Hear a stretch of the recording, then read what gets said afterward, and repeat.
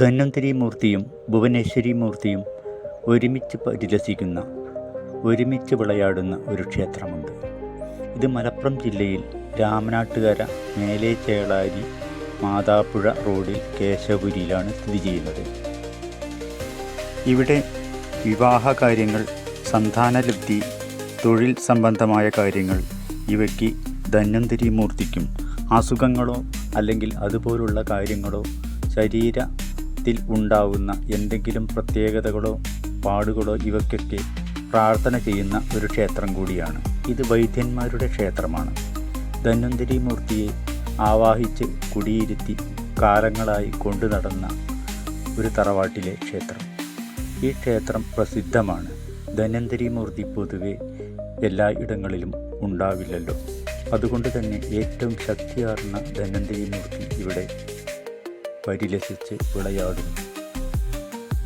ഇവിടുത്തെ പ്രധാന വഴിപാടുകൾ അല്ലെങ്കിൽ പ്രാർത്ഥനകൾ, വഴിപാട് എന്ന് പറഞ്ഞാൽ ആദ്യമേ വഴിപാട് ചെയ്ത് കാര്യസാധ്യമില്ല. നിങ്ങൾ വഴിപാട് വെച്ച് പ്രാർത്ഥന നടത്തി കാര്യസാധ്യം വന്നതിന് ശേഷമേ ഈ ക്ഷേത്രത്തിലേക്ക് വരാവൂ എന്നാണ് പറയുക. ഇവിടുത്തെ പ്രധാന വഴിപാട് പ്രാർത്ഥനകൾ സന്താനലബ്ധി, അസുഖകാര്യങ്ങൾ, വിവാഹകാര്യങ്ങൾ, തൊഴിൽ കാര്യങ്ങൾ എന്നിവയ്ക്കാണ് ധന്വന്തരി മൂർത്തിക്ക് വിളക്കും മണിയും വഴിപാട് നേർന്ന് പ്രാർത്ഥന ചെയ്ത് ഇവിടെ എത്തുന്നത്. ഭുവനേശ്വരിക്കാണെങ്കിൽ ഭൂമി സംബന്ധമായ കാര്യങ്ങളും സ്ത്രീ കുടുംബ സംബന്ധമായ കാര്യങ്ങളും വിവാഹ കാര്യങ്ങളിലുള്ള തടസ്സവും എല്ലാം നീക്കാനായി ഇവിടെ ഗണപതിയും ബാലഗണപതിയാണ് ഇവിടെ പ്രതിഷ്ഠയുള്ളത്. ഇവിടെ പരിലസിച്ച് ഉല്ലാസത്തോടെ നിലകൊള്ളുന്ന ഗണപതി ഭഗവാനെയും ദർശിച്ച് പ്രാർത്ഥനകളും നടത്തിപ്പോവാം.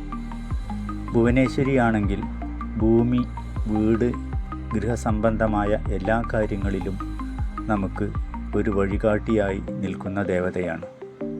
ഇവിടെ വന്ന് പ്രാർത്ഥിച്ച് വഴിപാട് നടത്തുക എന്നതല്ല, ആദ്യം വഴിപാട് വെച്ച് പ്രാർത്ഥന നടത്തി ഇവിടെ എത്തുക എന്നതാണ് ഇവിടത്തെയും രീതി.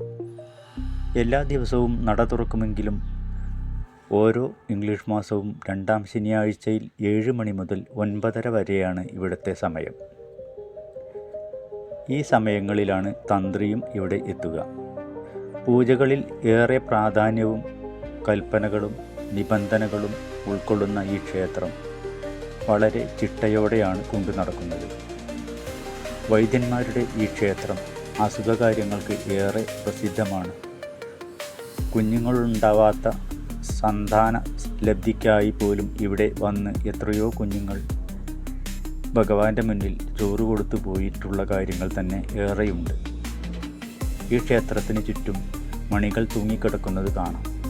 ഓരോ ആളുകളും വന്ന് വഴിപാട് വെച്ച് പ്രാർത്ഥന നടത്തിപ്പോയി അത് കാര്യസാധ്യം നടത്തിയതിന് ശേഷം മാത്രമാണ് ഇവിടെ മണികൾ കൊണ്ടുവന്ന് ചാർത്തുന്നത്.